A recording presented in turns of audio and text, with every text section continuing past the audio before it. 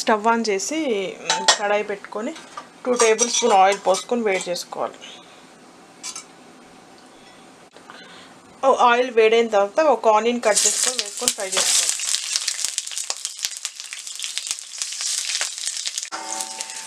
అల్లం వెల్లుల్లి వేసుకోవాలి. 4-5 వెల్లుల్లి రెబ్బలు, కొంచెం అల్లం వేసుకొని ఫ్రై చేసుకోవాలి.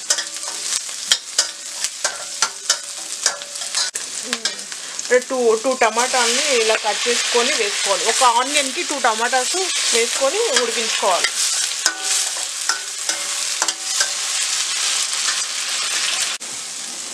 ఇలా ఉడికేసిన తర్వాత మిక్సీ జార్లో వేసుకొని ఫైన్గా పేస్ట్ చేసుకోవాలి. స్టవ్ ఆఫ్ చేసుకొని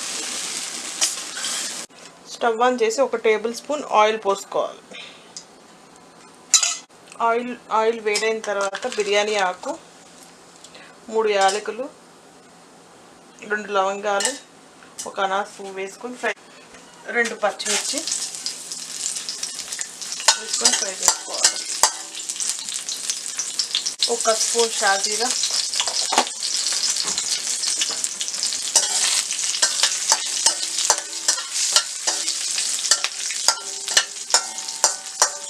పేస్ట్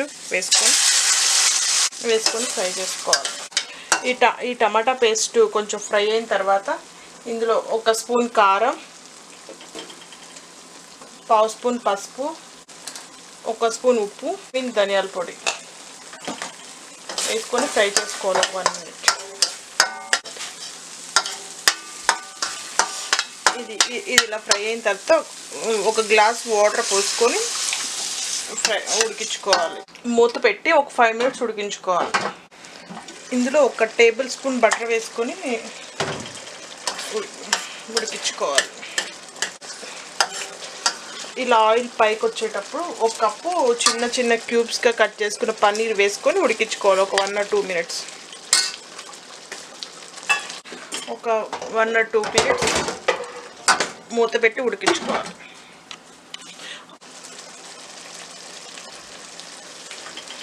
ఒక 2 మినిట్స్ తర్వాత ఒకసారి కలిపేసుకొని 1/2 స్పూన్ గరం మసాలా, 1/2 స్పూన్ కస్తూరి మేతి క్రష్ చేసుకొని వేసుకోవాలి.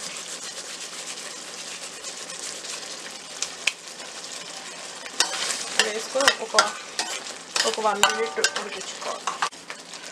మూత పెట్టి ఒక 1 మినిట్ ఉడికించుకోవాలి. ఇలా పైకి ఆయిల్ తేలితే ఇంకా ఉడికేస్తుంది. ఇందులో కొంచెం కొత్తిమీర వేసుకొని కలుపుకోవాలి. అంతే, ఎంతో టేస్టీ మఖనీ పన్నీర్ రెడీ. ఇది లంచ్ బాక్స్లోకి చాలా టేస్టీగా ఉంటుంది.